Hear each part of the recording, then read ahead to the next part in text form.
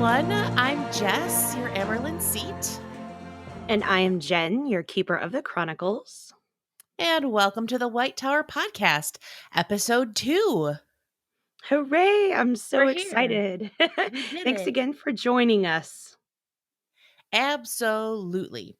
So, give me a second. I'm going to make a small adjustment. Bloop, bloop. Yeah, so I'm very excited that this is our first episode where we're actually going to start getting into content. We're going to talk about the prologue, chapters 1 and chapters 2 of The Eye of the World. This is where shit's going to start getting real, people. Yes, and thank you so much for sitting with us and getting to know us a little bit on our first episode and why we like these books. But now we're going to get into the meat and potatoes of the matter. It's go time. It's It's time go to start time. talking about. Go ahead. Fucking go. Let's just go. All right. So the introduction, the Eye Dragon of the Mount. World, Dragon Mount. Dragon Mount. Boom, boom, So boom.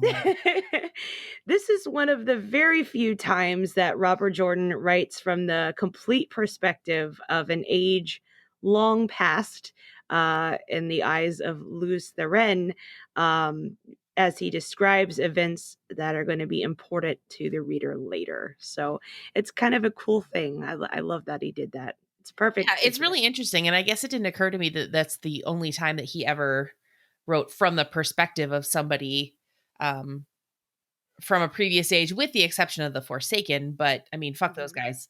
Yeah. So, like, let's just do a quick synopsis, like a run through of what happened in here. Yeah. So, dude guy is in a palace, and the palace is fucked. And apparently he's nuts because he does not think that there's anything wrong with this. And he's just Yeah, looking he's around at shit. Everything's cool. And he's looking for his wife, and there's dead people everywhere. And he's just like chilling. Yeah, it's kinda creepy because, you have the kid factor. He's like, Yeah. "Where are the kids?" "Ileana, my wife, where are you?" And then Spoiler he's alert, like, dude. Fucking killed him. yeah, his coat's, like, dragging over the mangled corpses, and that's your introduction to these series, like, this guy walking around, walking over his entire family, Dead ass people everywhere. and not seeing them, so Nope. very very cool. So then uh some dude just shows up and drops the Shy-Tan bomb, Yes. which Uh like bad form. Is a big no-no word. It, Yeah. invokes, the Dark Super One bad. Yeah, no. wherever you're at. We don't want that So, shit. yeah, absolutely not. So then I hope that like I'm centered around my mic okay while I'm looking at this book. Uh Yeah, so I can then hear you this great. guy Elon Morin, which one of Mhm. the Forsaken is that? Are they going by a different name later? I Because I uh, was looking at that, I'm like, who the fuck even is that? I know, I saw that too, and I was like, so obviously, spoiler alert, he's not really that important later, but, if we don't remember. But, um, yeah, that's a good point. Like, Yeah, we should he like Google it or something. that But happens. yeah, a betrayer of hope. He called the guy betrayer of hope. Mhm. Oh, it says once I was called Elon Morin Tedroni, but now betrayer of hope. So now we just have to figure out who the hell the betrayer of It's a hope is. Shamail. It's a Oh, is it? Shamail. Yeah, Okay. it should be. It should be now I'm Googling for sure, but So yeah, this guy shows up and is like, "Hey, fucking dumbass, look what you did."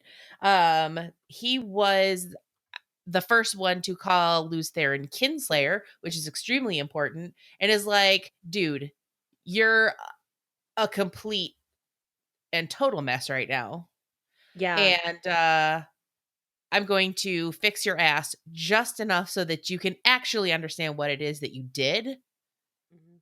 before I finish you off, which is just fucking rude.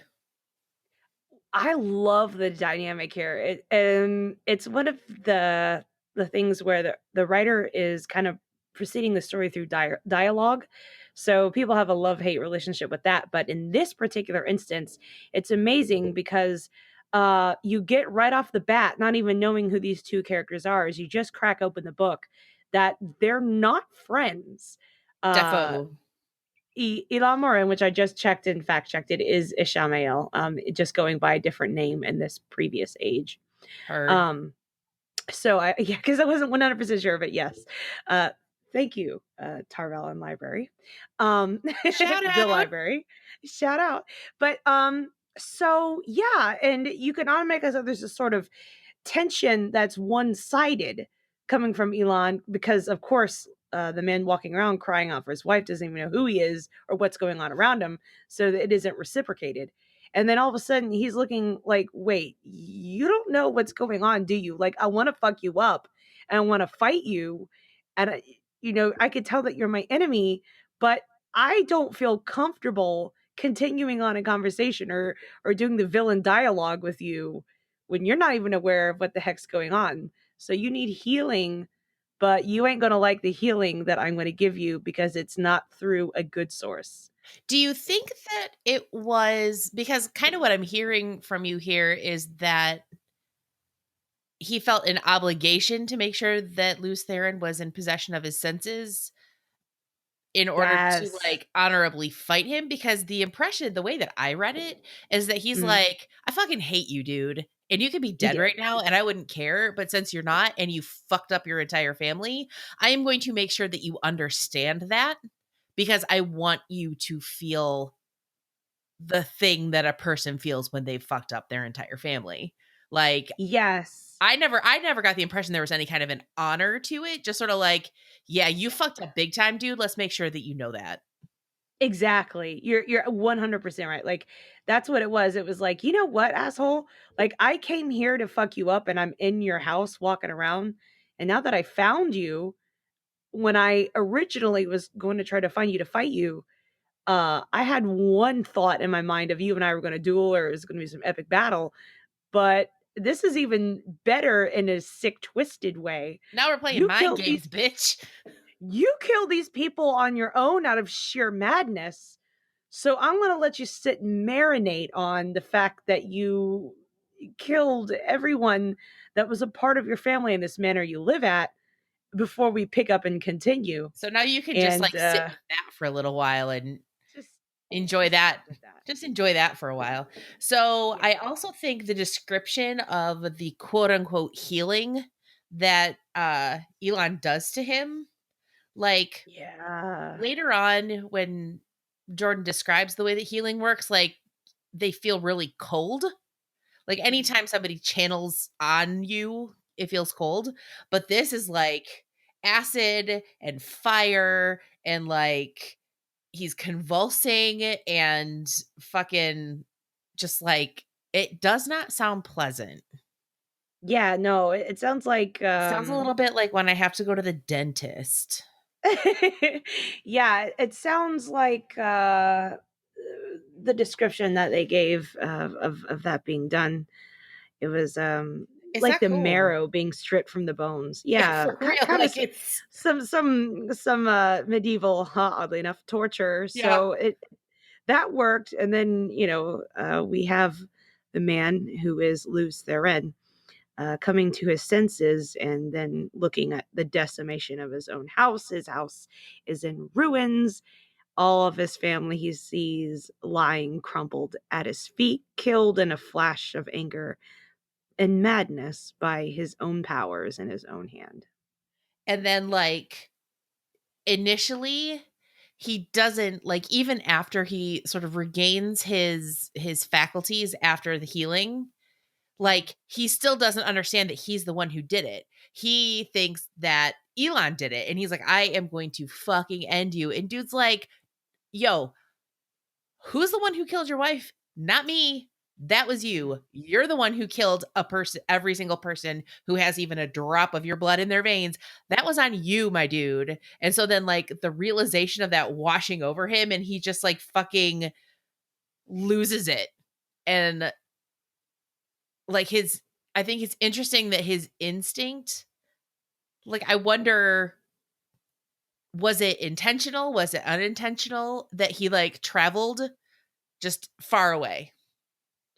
I'm noticing a theme, and I'm not going to get spoilerific here for later on, but when people no matter who they are, good guy, bad guy, if a sudden shock hits them that's almost too much for them to bear, they want to run away, right? That's the first reaction all of the Jordan's characters almost have, Well, I feel like when that's they're a very I feel like that's just yes, generally a very human reaction, and so then it is. they have the ability to actually, "Hey, I'm gonna make a gateway and just get the fuck out," like That definitely happens again later with other people. But yes, that's so I think the ultimate terror. I mean, obviously, I mean, how would you feel if you just came to your senses in a bout of madness and you look around you and there's everyone you've ever loved around you dead by your own hand? You wouldn't want to be standing there just kind of chilling in the house you destroyed of yourself. Like, what's up?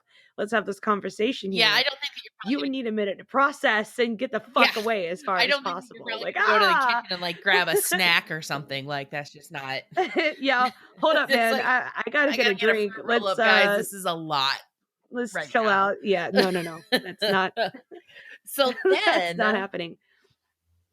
he ends up in this field and he's all light forgive me and he's still touching Saidin, so he's got like the Tate of the Dark One, which just sort of like, can we pause for just a moment? I feel like there's potential for a drinking game. Take a shot every time Jordan writes the Dark One's taint. Like, I get it, but It's really? amazing. Taint? Fuck. Yeah. That's hilarious. I said that to my husband and he lost his Yeah. shit. It was pretty funny. We Did have he? Yeah, it's we have amazing. rather Yeah, a I've sense heard, of humor other around other YouTubers say the same thing. When they mention the series, they're like, "Taint, pause, long stare into the camera. Yes, taint." And then picking up, like, the Ah! intentional long stare Oh pause, god. like, let it sink Yeah. in, have your laugh, and then let's move on. Like, so, yes, yeah, Oh that god, is, I love it. So then he is overcome with grief. He just cannot handle what has happened. And so he basically commits suicide by turning into a mountain. Yeah, that's interesting. I guess he must have had, I mean, he was Lutheran, a lot of good relationship with Earth to channel that much Earth around him to create the tallest mountain in the entire world that would last for ages and ages and ages. Well, But and it does say here that he had drawn more of the one power than he could channel unaided. So like Mm, he pushed himself to the absolute brink. Uh yeah. and I think it's also established, and I don't think that this is spoilery, it is established later on that in the current age, the age that the most of the story takes place in, um, people who can channel are not as strong as people were in the Age of Legends, which is when this prologue is taking place. So he's already way, way stronger than anybody else that we are going to meet at any point. And then he's taking in as much of it as he can handle and then some, and just fucking Mhm. blows up. Like, that Literally, is, he let me tell you implodes. something. If I ever had to blow myself up, I would want to turn into a mountain. I think that's pretty cool. I mean, how much of a dick is this guy? He's gotta be a phallic symbol Ah! even into after the afterlife. My dick will live on Like, you know what? forever. You're gonna look at my shit forever, Look at it. guys. Look Look at at it. this. I don't The have taint is I'm over not a here. narcissistic ass. And Yeah, so it's a nice little I'm gonna leave my touch in the world. it looks like a Um, dick. and it looks directly like what I resembled in life. But, so what I love is how after he does that, after he blows himself up, you come back to Elon, Moran, which, obviously is the is Shamael taking on a different name, and he feels cheated, right? Mhm. He feels cheated that Lutheran blew himself up into a mountain, and he's like, okay, well, the entire reason why I healed you, well, he doesn't say this, but this That's is what what he's he's thinking, thinking. is so that you could obviously have some grief right then and there, knowing you killed your own family, but then I was going to be able to erase you from the pattern. But you fucking did it yourself. Now I'm just standing Like a big here dumbass alone, with a bunch of dead people. just staring at this mountain.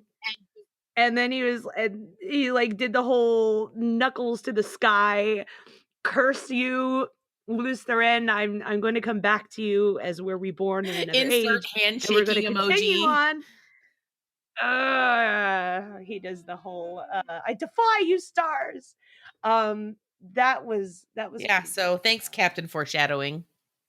Uh, And what I love about it is it's all of this is accomplished in a very short amount it is a of grand total pages of read. 1, 2, 3.5 pages if we're counting, like, if we're not counting both sides of the page, just the individual sheet of paper. Yeah. So Yeah, so I mean, so this goes to prove for people that are like, "Oh, Robert Jordan cannot write unless it's something way in depth." No, he covered a lot of ground right off the jump, almost as if saying, "Hey, I can do this too if I want, but I'm gonna, go into more detail later and but enrich no, we're you gonna into the get next page." deep. Yeah, so the Yeah. other thing that I thought was interesting, and I actually didn't remember this from the last, like, time that I read it, which wasn't even that long ago. It's talking about, like, the physical impact on the landscape that what he did accomplish, not just the giant dick mountain, but it talked about where is it?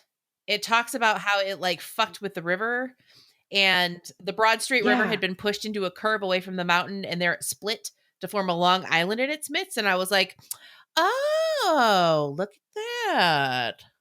Interesting. And that's where Tarvalin rose in the middle of Yep, that I island, right? believe If that I'm that is mistaken? correct. And so that's also interesting because So, I kind of assumed that it existed in the Age of Legends. I was just like, kind of assumed it had always been there, but it actually makes sense that it came after because there was never any indication. Because, in the Age of Legends, Aes Sedai and what were the dudes called? Were they also called Aes Sedai? Okay, yeah. so Yeah, there was no Ashaman so at the that men time. and It the was just Aes women. I Sedai. just bought my mic. Shit. So the men and the women were all buds, and they worked together, right? Mhm. But Yeah. in the White Tower, there was never any indication that the male Aes Sedai had ever been a part of that. And so if that came into being after, like, at the end of that age, when the male side of the source became tainted, like, it totally makes sense that the women Aes Sedai would be like, okay, so let's make a fortress and then round up all the crazies and get those taken care of. And then just, like, try Well, think and about it. just not let any of this ever happen again. Well, one of the Aes Sedai's missions, at least the Blues, but also most of the Aes Sedai, is to, when the Dragon Reborn, the true Dragon Reborn, is back onto the Earth again, it's their job to work with him. So one of the prophecies of the dragon and the Cretheon cycle was that he would be born on the steps of Mhm. Dragon Mount.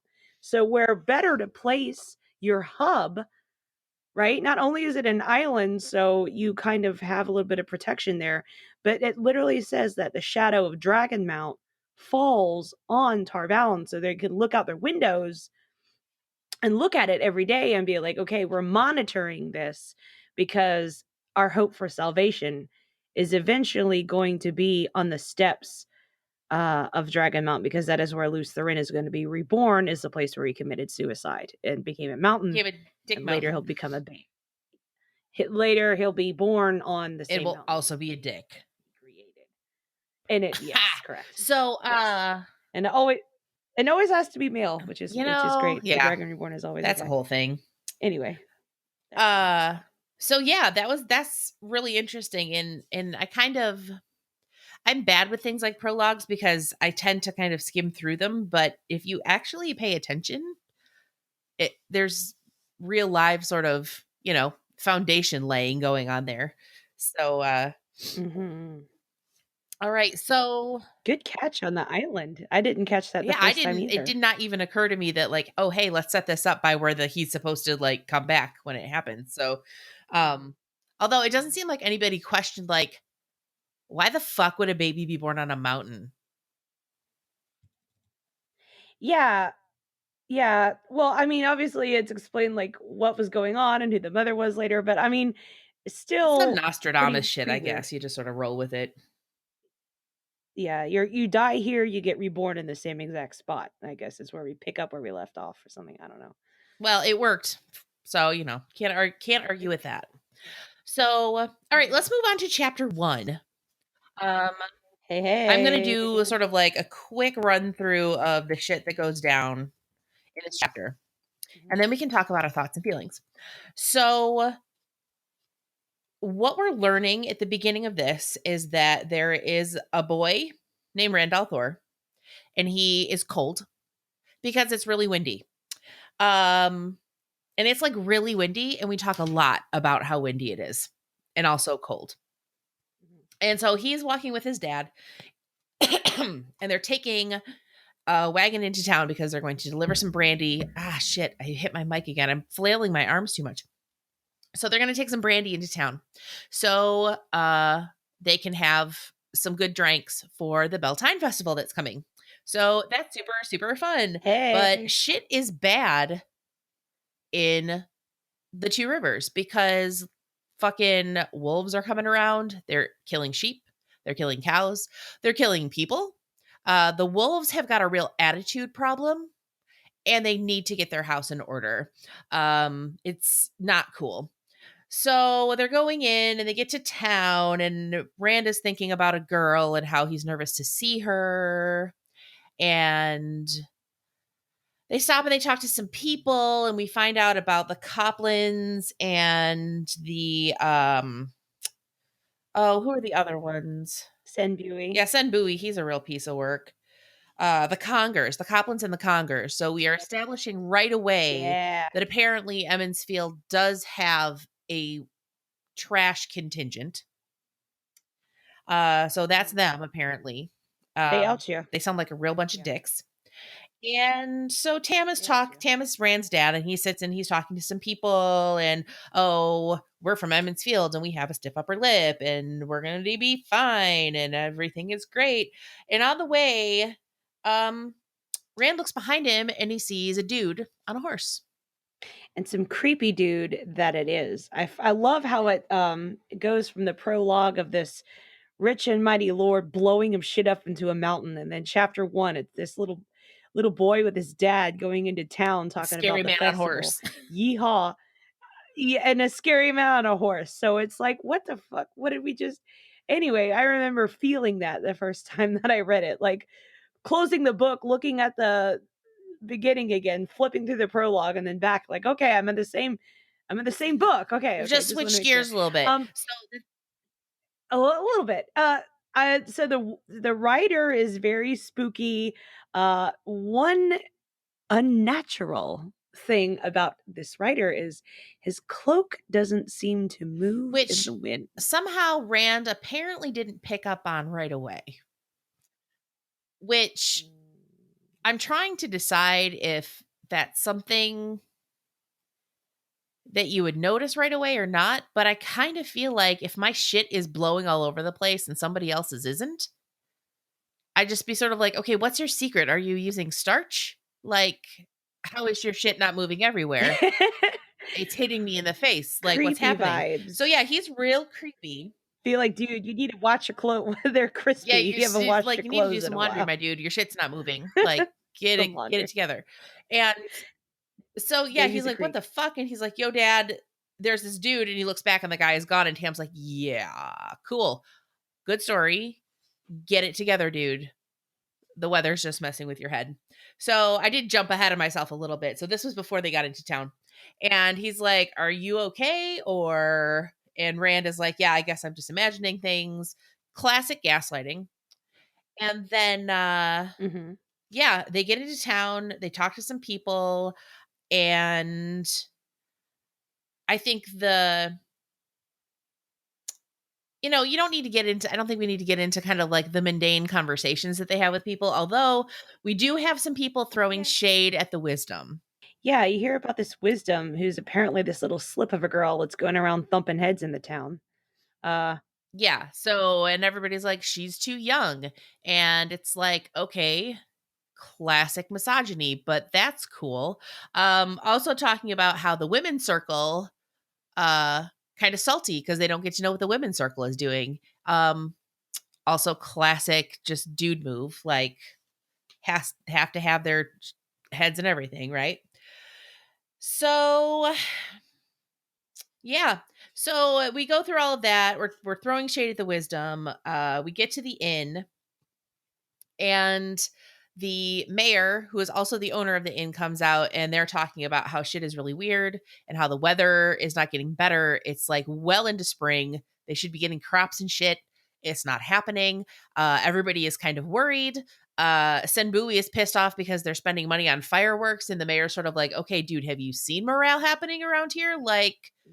let's just treat ourselves a little bit, my dude. Calm down. Mhm. Also find out that there's a gleeman in town, which sounds pretty Okay. awesome. Yeah. And then Matt shows up. But What does boy, Matt want to do? Matt wants to have Rand come with him so that they can let a badger loose in the town square to scare the girls. classic Because of Matt. course he does.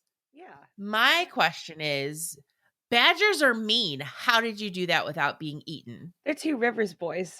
They got to make do. I guess like They don't. badgers will fuck you up. So I'm just not I I know it's a fantasy Yeah. novel, but I have a hard Especially time Matt believing that. doing work to get the That's badger in the first and place. well, I think the thing with Matt is that like he will bust his ass to keep from having to do Yeah. anything Yeah. actually productive. That's true. He really So, does. So we're talking some more about how the weather sucks. Matt wants Rand to go out and do some bad shit, and the parents are like, "Yeah, no, you're going to do work instead." So they do. And then it's just sort of a lot of description of the thing, but at a certain point, Rand and Matt realize that they yeah. both have seen the creepy guy, which seems to merit a follow-up, and Rand realizes like this is the kind of realization that you have about your really close friends, because he's like, okay, yeah, there are two of us who have seen this, but the other person who's seen it is Yeah. Matt. And Matt has zero credibility with anybody, so that doesn't actually help. And I think that that is just the kind of thing that you sort of are resigned to Yeah, there's when you always that have like friend. that friend that's just Yeah, like, that's yeah.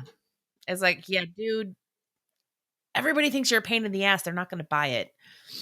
but there is the good thing is that Jordan wrote pretty well is that there's this happy-go-lucky kid that wants to let a badger loose out on the green, but when the writer is brought up, which is what they're calling this creepy guy, the writer, he gets dead serious, like dead serious. He looks at Rand and he's like, "Oh, you saw him too?" Because Matt was so scared that he didn't even want to bring him up.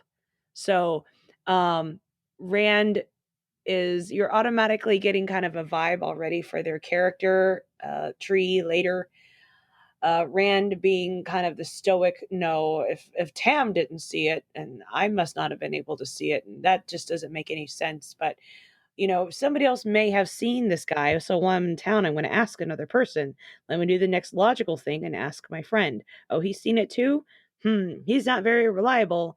Let's wait until sees it. Like, so we're already getting Rand kind of as a leader archetype a little bit. And you see Matt kind of as a playful guy, but also, like you said, Jess, hardworking, as long as it's to avoid other work. And who does have a good heart in the midst of all of this. So, um, Yeah, they both seem to be very earnest mhm. individuals. So, moving on from there, we find out that the Gleeman arrived in the middle of the night, which everybody thinks is weird because, wolves are eating everyone and everything is just generally terrible. Senbui's bitches more about everything, basically. This is where we also learn that Nynaeve like hits people over the head with a stick, which like immediately I'm into it. Like, it's such an amazing kind of, and I don't know if Robert Jordan did this on purpose or not, but like it's so kind of, it encapsulates the struggle that young women have, especially young pretty women, Mhm. to get anybody to take them seriously. Yeah. Like, how do I get you to take me seriously? Yes, I have breasts and a pretty face and I'm young, but I will literally hit you over the head with a fucking stick. Get it together. Well, I Sam am in Bowie charge here. deserves it, so that's another thing Well, too. yeah, he's a He's a dick, and dick. you're like, "Oh, somebody please hit this guy over the head. He won't stop talking." Oh, okay, then somebody does it sometimes. Cool. You're automatically in her court without even being introduced to her yet. Um, Yeah, for sure. but yeah, that's a really good point, Jess. I'm glad you brought that up because I didn't. I honestly didn't see that when I first read it. But you're absolutely correct. I mean, who's the girl that they they point out and they draw attention to? Oh, it's the young wisdom, and she's got a slight position of authority, but she's too young, and that bothers us. Also, the fact that she's pretty, we're going to have to keep remarking on that, even though her job is to literally tend the sick, and help make decisions and predict the weather, which you see already in the very first chapter. Automatically you're like, what is this? It's Sindui a Chinese makes hoax, Jed. yeah. uh so Chinese hoax. so it's kind of that, and I see what you're saying, and you bring up a valid point, so thank you. Yeah, and so that basically wraps up chapter 1, and that was a slipshod summary, and I apologize. I was going to take notes and then I didn't take notes, and now I wish that I had taken notes because I was kind of fumbling there a little bit. So next time I promise that I'll do better. But there were a lot of things that I was thinking about as I was reading it, or rather I read like the last half, but I listened to the first half on audiobook while I was at work. Mhm. And because this first recording session came up real fast, so like I was kind of and it's been several months since I've read that book, so like I was kind of scrambling to get my shit together for this. Excuse me. But one of the things that I noticed about this were kind of like the prevalence of traditional bullshit gender models kind of thing, Mhm. but also in a city where you have a group of women who are in positions of authority and actually have uh, the power to make certain decisions, and other people in the village don't actually get that much of a say in it, or rather they can express an opinion. And I thought it was kind of an interesting juxtaposition that like the attitude of the women in Emmons Field is that the men are all just idiots and they can't do anything on their own,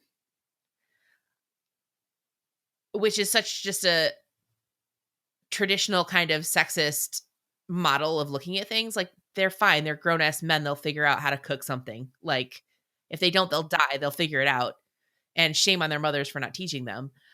While at the same time being in this position of authority, like I don't know, I just thought that I thought it was kind of interesting I think Jordan was to trying see to, both of those. yeah, I think he was trying to write from the perspective of what women feel towards men and what men feel towards women, and he was trying to do play justice to both sides while being only a man himself. So obviously, it's a little bit dated because he was writing back in a time that we would see as medieval, because it is.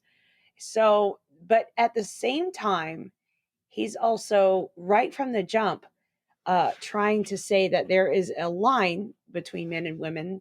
They don't see eye to eye on things, but there needs to be a community where they work together.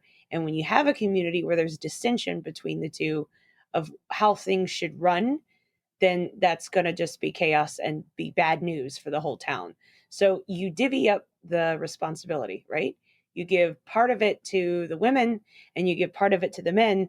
And the women's circle, like you mentioned, Jess, are in charge of the decisions concerning certain things, and the men are in charge of their own, and they should theoretically each stay on their side of the line, But of course, life isn't that pleasant where things just go happily in each little section or category all the time, where the designated people can always handle the designated problems. So, I um, guess my if I can interject, I yes, think ma'am. my thought is that it's a fantasy world. It can Mhm, be literally anything that you want it to be. mhm. And the fact that it's men versus women and they have to divide up the responsibility instead of managing the town together is just really indicative of like a heteronormative viewpoint on the part of the author. And Yes. maybe that isn't fair. And as we get further into it and do more analysis, like I'll realize that he did that intentionally and he Mhm. doesn't do it in other places. Like that's not springing to mind right now because there's so many books. So But much, yeah. like I mean that's just the kind of thing that I think of when you you have a blank slate in front of you where you can literally make this world anything that you want it to be and you make it just like the same heteronormative bullshit that we have in our real world where like all of the wives are like my husband's an idiot and all the men are like god my wife nags me and it's just sort of like you're all grown-ups just like do stuff just figure it out I and agree. that's kind of what I think of when I see it and I suppose it's supposed to be oh ha ha ha but I'm just sort of like ugh. Agreed. Yeah, that's true. I mean, yeah, there is a fantasy world, and why does it have to be this division? Why are you creating this? But I think he was just trying to drive too much. I think this is where he may have I might have some constructive criticism. Jordan did too much of the defining. Like, okay, we get it. Sayadine and Sayadar, male and female, has the force, and then the males can only do this magic, and women can only this do magic, and then every town you go to has their own version of a women's circle versus. Right? I mean, there's the central plot line, almost all of it, the dragon reborn versus Ice to Die, the white tower versus the black tower, all of it is it's so pitted against each other, and I think that's why I think he was trying to maybe make a point, saying if you are two against each other, shit's going to go bad, and men and women need to be more accepting of each other and have more love for one another Well, in because inequality and exactly. mutual respect. Yes, ma'am. It does like as you were kind of saying that, it did occur to me that, especially with regard to the male and the female Aes Sedai, he did make a point several times, I think, to mention that male and female Aes Sedai, when they're working together, can do shit that none of them can do on their own. Mhm. So there's that, maybe that's part of what he's trying to illustrate there is that, isolating yourselves from each other is not gonna you're not gonna be able to accomplish the kinds of things you would if you cooperate with each other. um I also wonder, particularly with regard to Emmons Field and the Two Rivers, Mhm. I wonder if that was a mechanism he was using to kind of emphasize the sort of like backward hick back end of forever sort of area that these three young men were coming from. Well, Mhm. three young men and two young women were coming from. That is sort of like, yeah, they're ass backward because then you do get to like Camelin and they only ever have a queen, Right.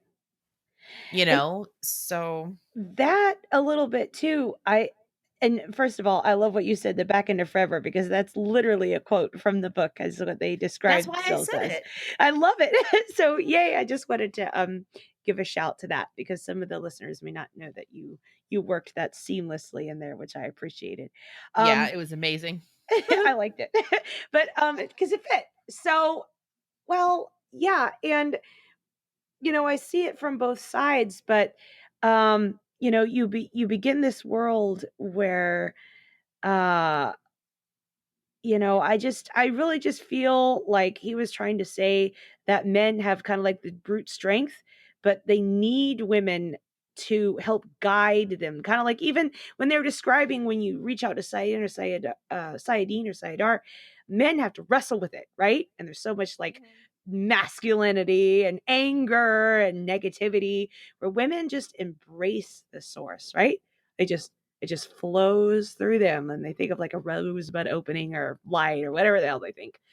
And I just think that even goes into Emmons Field, to use your analogy, like where men are suited for certain things, but women have a clear eye for maybe long term, and can divvy up the responsibility where men would have infighting amongst themselves about who's going to do what and that sort of thing.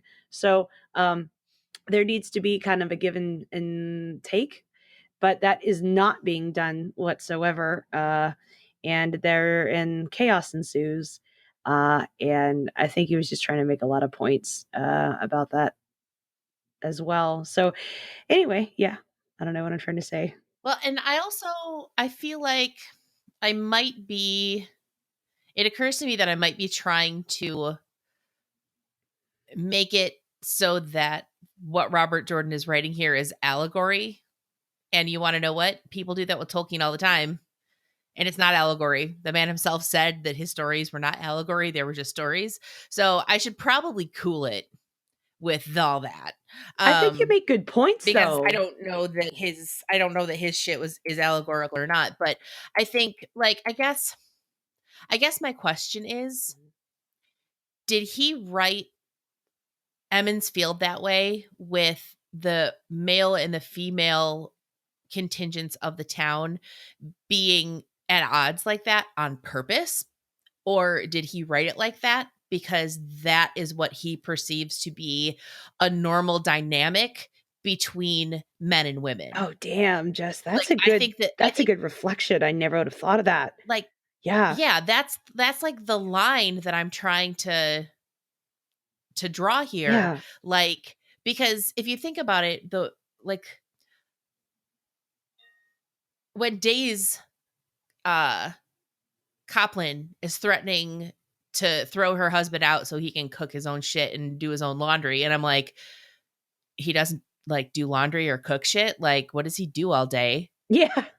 Yeah. Wash a dish, Yeah. dude. Yeah. Um, you know, it plays into this whole like bullshit gender norm thing that we have had in our society for such a long time Mhm. where like the women have to do this stuff and the men have to do this stuff. Like men are bigger, so they're the ones who farm. Like women can farm. And like women are smaller, so they have to be in the house and they have to do like the housework. Men can wash a fucking dish. I've seen it. Yeah. I have one who lives in my house. He does it all the time because I don't Right. ever because I'm awful. But No, you're not. like, You you know have what I mean? you have Like, you have your own system that you and him will work together, where you can live harmoniously. Somebody might be better at doing dishes than the other, and it may not have anything to do with whether you're a man or a woman. So maybe that works for you guys perfectly, and that's great. yeah, Yeah. like, So so like, it's there are definite like stereotypical cishet norms there happening there. very much. And yeah, my question is, and maybe some listeners Yeah. will have some insight to share on that, theories or other things that they've read. But like, I would be really interested to know if he wrote it that way on purpose or he just wrote it that way because like that's the way that we have always perceived the genders to interact with one Oh, another. see, I love this, just because I mean, I've read these books a couple times now, and I never would have considered that question. And now my mind is racing over the implications. Like, okay, like I could see I'm doing like point counterpoint in my head with both ways and seeing, and I'm like, yeah, okay, but maybe it was intentional. Oh, but maybe it was just showing how it was that they were just backward. Or maybe he's just trying to make a point for us to open our eyes about how we do things in this world, even though that's Or maybe that's just the dynamic that he had with his wife yeah, and that his dad had with his mom. And that's just how he thinks that like life is.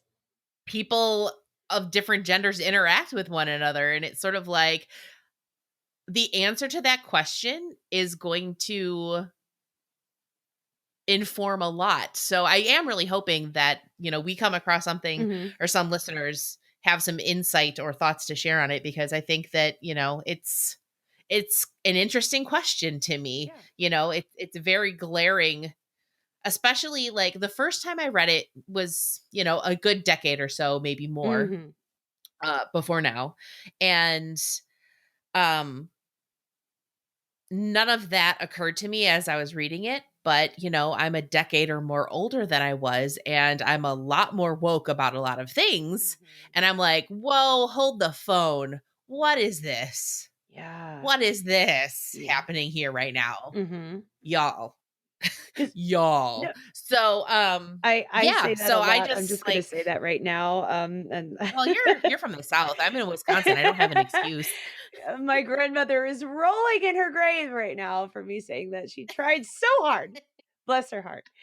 Uh, no, but she's one of the reasons why I don't have the Southern accent that I used to have anymore. Uh, Oh, I wish that you a did. lot I of love people Southern probably would accents. be turned on. No, I can turn it on and off at will. That's how I learned how to speak. For 11 years, I had a very deep Southern accent. I was raised only an hour from Georgia, so Oh, um, see, there you go. yeah, so pretty much is what how somebody from Georgia would speak, and I'm sure you have that a clear perception in your mind. But that's how I learned my ABCs, and how everyone in the town around me talks. So I mean, I just don't do it because when I moved down here in the fancy part of Orlando, people are like, "What the fuck? Where are you from?" And they did not What are you believe me doing? when I said Florida. They're like, no, no, you're from Oh, Alabama girl. or Georgia or something." I'm like, "Close." Uh, Yeah, 2 of my best friends are from Mississippi, so, oh like, I yeah. just Oh, yeah, I like love me some Southern accent. yes. So, I mean, yeah, I'm not gonna like this is how I talk now, but I can every once in a while when I get frustrated or I catch myself or when I'm around people when I go and visit old family members, it just comes out Uh-huh. like within 2 Yeah, you seconds. get sucked into it, right? Right? Like, oh, okay. Yeah. So Well, anyway. I know that when I get really riled up, or if I'm drunk, Mm. like, the Midwestern, like, nasal drawl starts coming out. So, yeah, depending on how much wine I have at any given point in time while we're recording, or if I get like super ratted off, you might hear it. So, I love it. But that's what makes us human. yeah. That's what characterizes us, and I love that. So, but wow, like now I'm gonna go away with taking something away from I did not think I would have a revelation in the first chapter of these 14 books. So thank you, Jess, for providing that because I'm like, okay, We are it's just on. Emmons Field. No, we're already having like deep theoretical uh conversations and dialogue about, what the point of this was. So this will be very interesting podcast sessions in the future, I believe. Yeah, I'm enjoying the hell out of this. Yeah. Uh so why don't we go ahead and start chapter 2? Tell me about chapter 2, Jen. What happens? Okay, so chapter 2 gets more into so you discussed that we had a gleeman that came in the middle of the night in the previous chapter, which was really odd.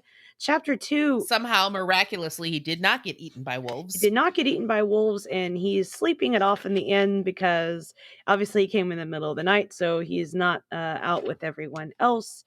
He tie tie. Hey, Ty Ty, that's so He's a cute. tie tie. Oh my goodness.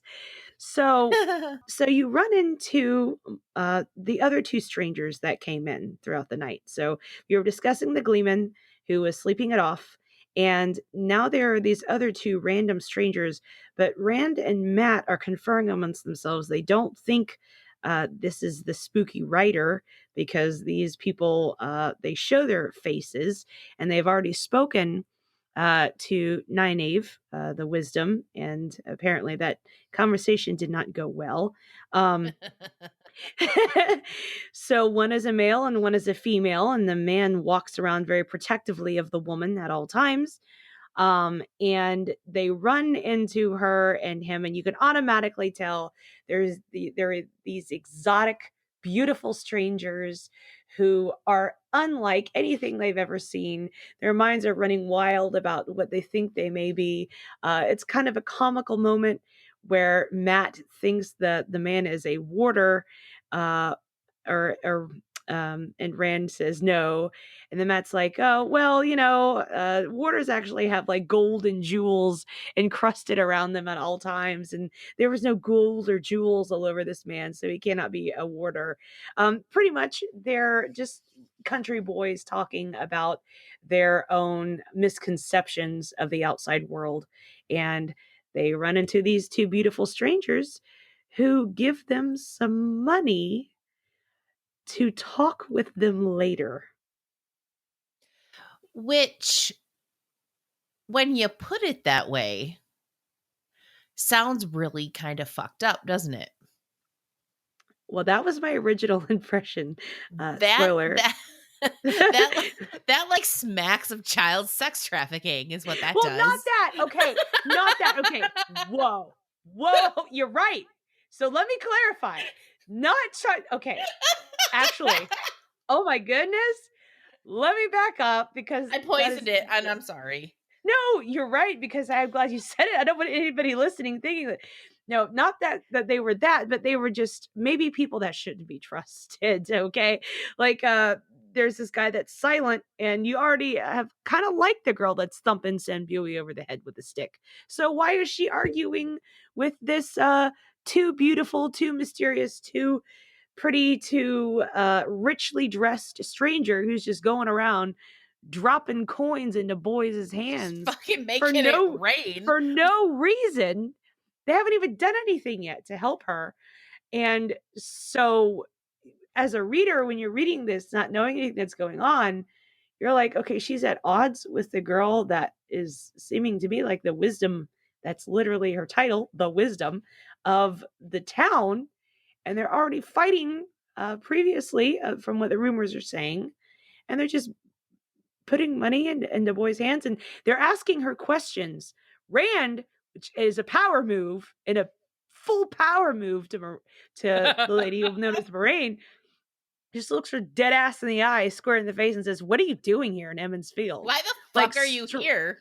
straight up, like not everybody else is like entranced by this mysterious stranger, and he's just like, what are you doing here? You don't belong, pretty much, because he's paranoid by this point of the Well, and writer, whatever. that and the fact that it's like, yeah, do you know where this is, right? Like, you're Yeah, fancy as fuck. What are you doing here? For serious. yeah. One thing too that I thought was interesting with this too, and I feel like it's important to touch on is, um, I apologize for jumping in here, but No. right before, like literally seconds before they meet Moraine, Rand feels like somebody's watching him again, and it doesn't give him the same creepy sensation as it did when the weird guy in the horse was looking at him, but it still was unpleasant. And so he turns around and he doesn't see anything, and he looks up, and there's a raven perched on the roof of the inn. And Matt notices it at basically the exact same time. And so they're both standing there side by side. And Matt's like, I am fucking sick of people watching me. And like in unison, I love the way that this was like described. In unison, they both pick up rocks and just fire them at the fucking raven, who, Mhm. baller ass motherfucker, just steps out of the way while the stones like go through where he had just been standing. And then the boys are like, have you ever seen a raven do something like that? Because that's fucked up. And then that's when Maureen comes in. She's like, yeah, fuck those guys. Yes, And perfect way to introduce her. yeah. Already popping up at their side while the reader, and the boys are transfixed on this crazy ass animal that's doing the hot catwalk on the roof of the inn, dodging stones, uh, matrixing. Uh, Matrix like a you motherfucker. That raven's name is Keanu. yeah. But so then you have Moraine that just pops in. Oh yeah. And then you turn around, it's like, oh, here's a mysterious lady that everyone has been talking about. She's She's right at fancy as their hell and arms. she's super pretty and like giving us money. Yeah. So What I'm could go wrong? automatically me, uh, because I'm paranoid even when I'm reading. When I get introduced to characters, be like, what the fuck is this girl's doing? Why the fuck is she here? Okay, there's some strange shit going down.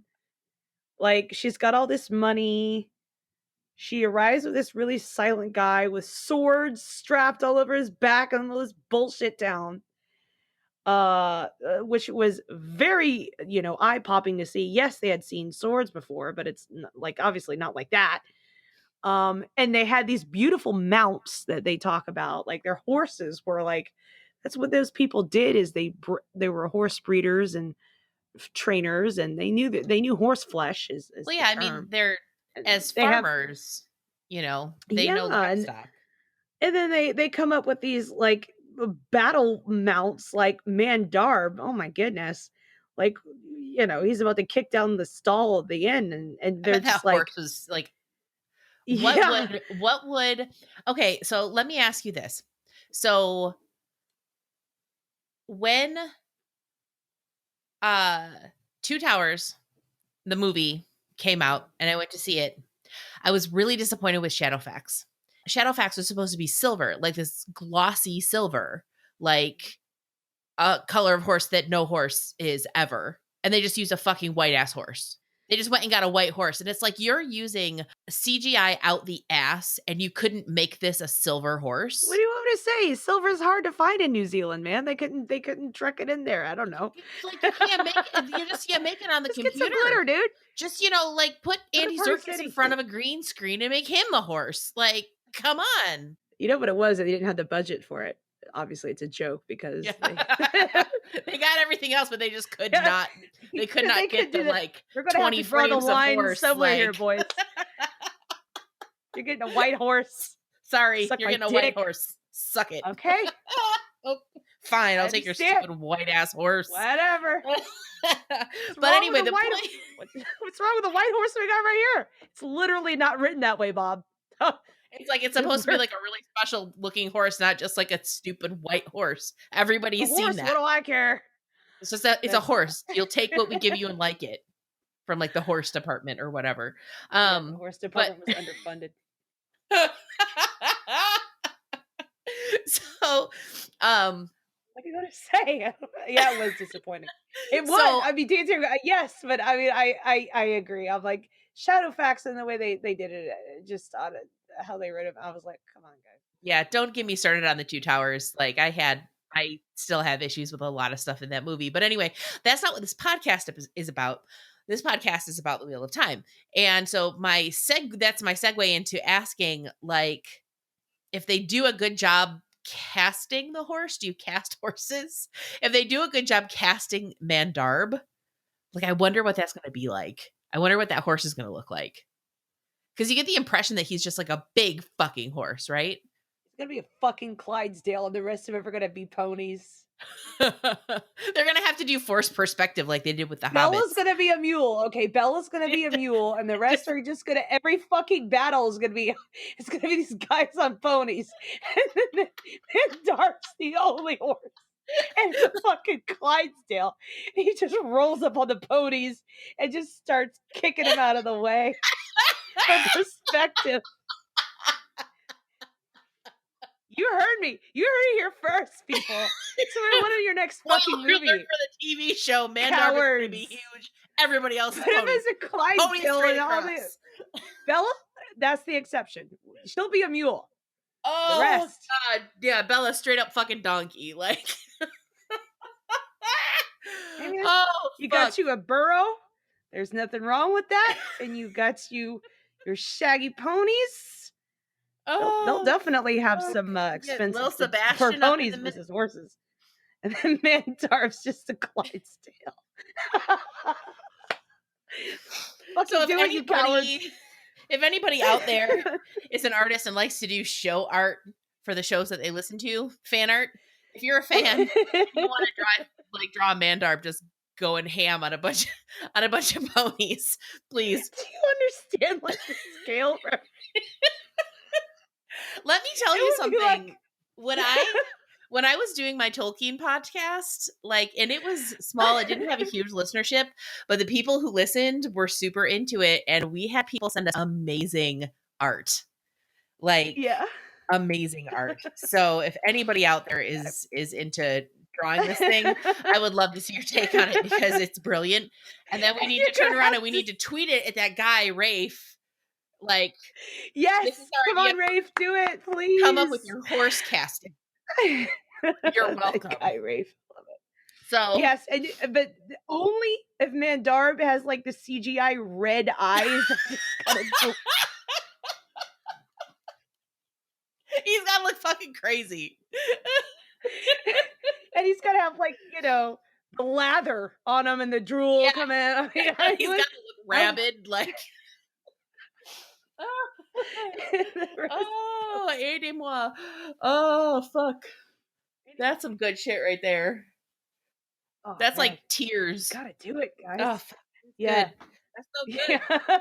Oh, brilliant. We gotta make sure that we pass that along to the studio. There's, like, 50,000, like, gallops to Mandarb's one step. And they're already into battle. It's just Lana Mandarb, and he's waiting for the rest of the ponies to catch up. The ponies are like a The mile battle back. charge, Oh, like, fuck. alright. I guess I'll Fuck, we scout lost the ahead. ponies. It's always me. Ah! I always get chosen. Why do we have ponies? There have to be more horses. Oh my god. Oh, shit. That is some Anyway. good shit right there. So, No, Moraine just gets the pony. Everyone else gets the horses. oh, what if Mandarb She's was a good pony? anyway. Oh, that's even better. That's the one. That's the fucking money Fuck. shot right there. No, it's just a Monty Python thing where he's got like the horse on a stick and they're going around with the coconuts and shit. Hey, as we know in these things, horse budgets are underfunded. Yeah. So I mean, just helping you out, guys. Just look at Lord of the Rings. We all know how the story ends and it's Shadowfax. tragic. Okay. So oh fuck. So right, Anyway. I think we hit on like the major parts of chapters 1 and 2. Yeah. I feel like with the second one there isn't necessarily as much stuff to like discuss. It seems it's straightforward. Like we get introduced to some new characters. Moraine's sort of giving money to children is questionable. Yeah, I wasn't sure about her at first. For a long time when I heard about later on down, like the Black Aja and stuff, she was one of my Really? at first it took me a while to realize she was good. Mhm. Huh. I always had that paranoid thing about Moraine. Like, I don't know if this lady's good. Yeah, one thing I will It took say. a while. I mean, obviously I learned. I mean, Yeah. but but yeah, that's it's really hard not to like get into more about Moraine, but I do want to kind of like I want to try and rein it back because I know that we talked about not worrying too much about spoilers, but just the few people that I've talked to just at my work, because I told everybody about the podcast today and I posted a link to the teaser trailer and everything. And there are a number of people who are like, are there going to be spoilers in this? Because I'm only on book X, but I really want to listen. And, you know, if I have a handful of people that I work with who are saying this, certainly there are lots of other people who are interested in listening, but are only on book X. So I think that if we can try to at least be cognizant as we're doing our discussion, you know, I don't want to. I was initially very flippant and cavalier about spoilers, but upon reflection, I have changed my mind. well, that's good. And you've helped me change my mind about several things today too. So We are working very well as a team, everyone. we are learning and growing, and you're going to be going through these with us. But we'll try to make the transition as easily as possible. So Yeah, I think it's overall everything's going smoothly. I agree. So, especially considering we spun this up in like a week and a half. Girl, Jess, you work some Like magic. this was book wild. You really did. You're like, let's do this. I'm like, okay. You're like, okay, and here it is. I'm like, oh, and here it is. Well, but like I would have been like fine with saying, yeah, okay, let's like get some shit together and you know start recording in like a month. But you're like, hell yeah, let's do this. Let's go. When can we do it? And I'm like, all right, fine, let's do this thing. We're gonna fucking do it. Like, why not? Yeah, we will. Like, let's not. We got really strike excited. with irons guys. hot. Yeah. Yeah, just fucking go with it. So, yeah, I think that that's where we're at. I feel like we can probably wrap things up. What do you think? That sounds like a wonderful way to we covered a lot of material, the introduction, the first couple chapters, and Mhm. we'll be discussing some more of the mysterious strangers in the podcast to come. Yeah, so next week then is going to be chapter 3 for sure. Mhm. And yeah, I'm thinking chapter 3 and chapter 4 because 3 is not super long. So, because one of the things that we were talking about, just a little peek behind the curtain here for everyone, is that when we were talking about how we wanted to structure these episodes, and I was like, okay, well, I'm thinking, let's cover 2 chapters an episode. And Jen made the very cogent observation that yeah, some of these chapters are really fucking long.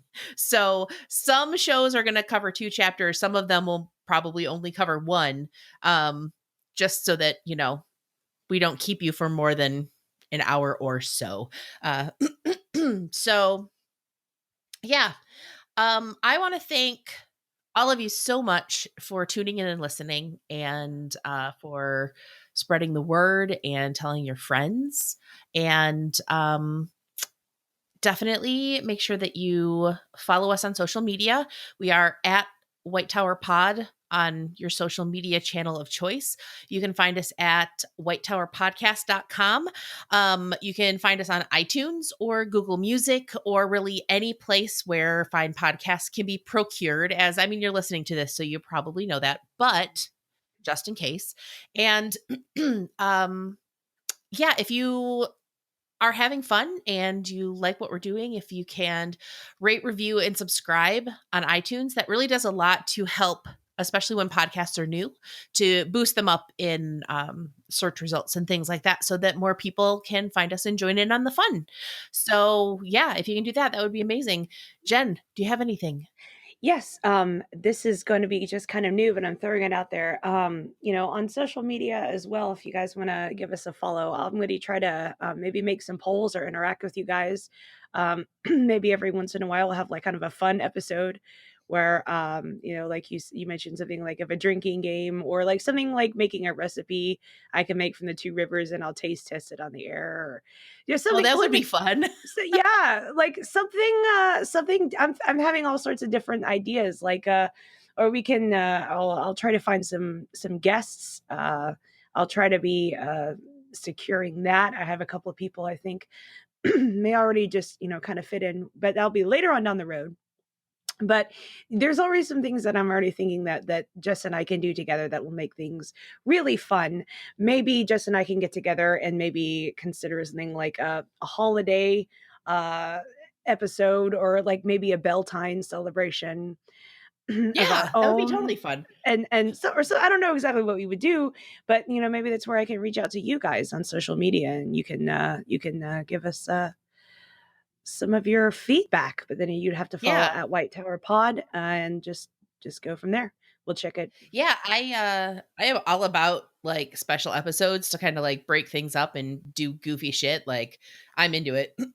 We can, man, if we did just a recording of us just doing a drinking game, like Oh, that would I be I that could be that wonderful and terrible. oh, whew, I have stories, but yes, it could be wonderful and terrible. Oh, I love uh, it. And also, Jen, did you want to promote your YouTube thing that you're doing? I normally don't. Yeah, that's fine. I I think am. that this is a great place to promote personal projects if you want to do that. Yeah. So So go uh, for it. So I excuse me, my voice keeps dropping out here a little bit. I'm getting a But little froggy as well. so it's probably a good time that we're wrapping up. That's a good thing. I have a YouTube channel, and Jen Cobb there. And I'm also I think of the username is Kaithdyn, KAITHDYNN. And it's still very new. I only have a couple of episodes up, but they usually are about 20 minutes long. And I'll be doing, if you like fantasy, if you want more content, if you're thinking, maybe you're interested in things other than just the Wheel of Time, I'm trying to separate, this is a podcast for Wheel of Time in that arena, but I've also read other fantasy books as well. Just and I've touched on she, I can already tell, is our Lord of the Rings Tolkien expert. But Boy. and I've read obviously that, but I'm more kind of Dragonlance Forgotten Realms, especially old school. But I'll be getting into that on my channel, and if you were maybe interested in other books of the genre as well, I'll be getting my own unique bent on that. And yeah, so you can find me YouTube users Kaythdyn, Kaythdynn, or you can look me up. But my name is Jenn Cobb. It's on my social media as well. You can find me in social media, Generation Next. So You're a huge nerd, and I love you. I love you too. Okay, Yay. thank you. I think that that's how we should wrap things up. I think so I love too. you. I love you too. I love you too. That's great. You guys were here first. Okay. This is when it happened. All right, everybody. We'll see you next week. Thanks for listening. Bye. Bye.